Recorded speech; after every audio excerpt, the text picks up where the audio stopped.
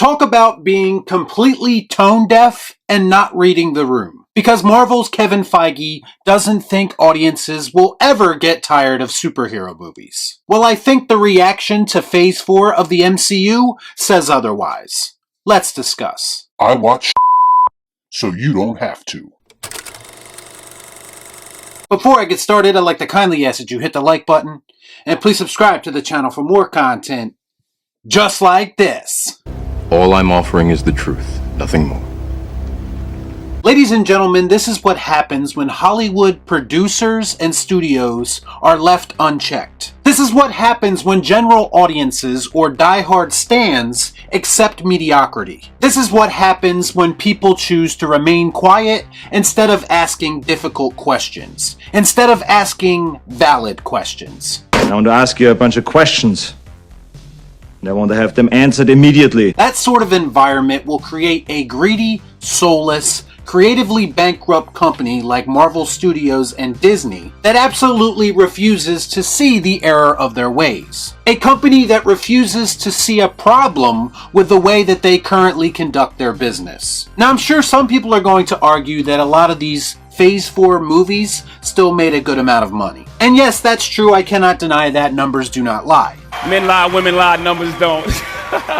But you also have to admit that a lot of those movies that did very well on their opening weekends didn't have the staying power at the box office that they used to. Now that could be for a multitude of reasons. An oversaturation of the market, a dip in quality, normies checking out of the franchise completely, or is it as simple as something like superhero movie fatigue? Regardless of how much Phase 4 might have earned financially, it's pretty much universally regarded as the worst phase in the entire MCU franchise.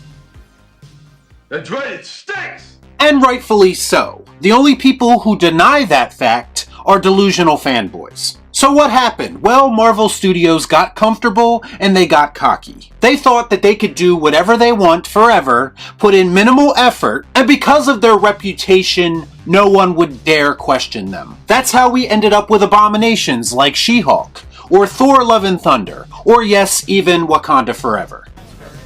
That's racist. Yes, the same Wakanda Forever that some people actually thought deserved a Best Picture nomination at the Oscars. Do you need any more proof that standards are at an all-time low? And the sad part is that this is the type of fan that Marvel Studios wants. This is the type of fan that Marvel Studios breeds. And why is that? It's so Kevin Feige could say things like he said this week, and those people would still buy into it. Feige said in a recent podcast interview that there are 80 years of groundbreaking stories told in the Marvel comics that they can adapt into different genres. And this was him pushing back against the idea of superhero movie fatigue. Now, I see a few problems with his logic here. First and foremost, movie audiences are a very different group of people than comic book fans. That makes sense. There is some crossover there, don't get me wrong, but people forget that comic books were once a very niche thing. That was until the movies brought that content to a new audience. The reality of the situation is that movie audiences come and go, and they lose interest in things from time to time. In a perfect world, the movie industry should be continuously evolving. And I believe that a lot of casual moviegoers who were invested in this franchise at one time checked out after Endgame. You didn't see that coming. There's only so much of the same thing that a regular person can take. To suggest that this genre can go on forever when you've been consistently putting out subpar content is actually pretty nonsensical. Not to mention, I've been told many times that the comics or the source material isn't all that important. This is according to most MCU apologists. Let's gut the freaking nerd. So I do find it kind of funny that Feige thinks he's producing content for the same type of audience that would read comics. Trust me, they are not the same. Also, you have to take into consideration that MCU movies aren't exactly faithful to the source material, so that makes Feige's comments about comics all the more curious. It should also be noted that out of the 80 years of source material they have to work with, They are currently adapting the least popular and least financially successful era in Marvel Comics to the big screen and the small screen. It's a bold strategy, Cotton. Let's see if it pays off for them. Because of this, they are no longer able to lean on household names like the Hulk, or Captain America, or Iron Man, because they are choosing to embrace their less popular, less interesting modern counterparts. I'm sorry, but characters like Miss Marvel and Riri Williams aren't gonna put the butts in the seats like you think they are. No, don't like that. As for his comment about adapting Marvel Comics into different genres, I'm here to say that the genre doesn't mean anything if you're using the same formula for every movie. So Feige's philosophy may sound good to some people on paper, but based on their recent track record, I have very little faith in them to actually pull it off. You're gonna need more than cringe humor, formulaic storytelling, and bad CGI to make this franchise last another 10 years. Oh, you're right. And when you're right, you're right. And you're always right.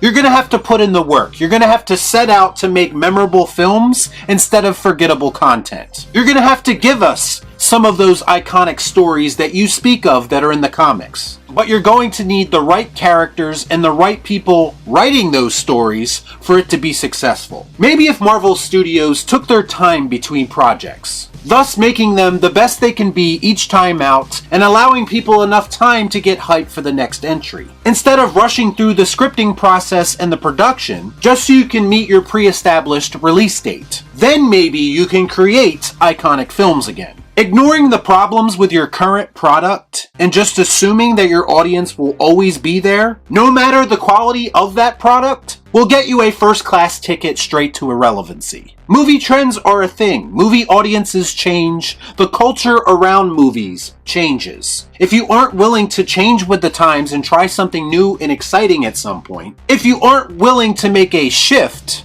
a real shift, you run the risk of losing your audience and being left behind in the process. Our content sucks. Our content sucks. Y'all be cool. Right on.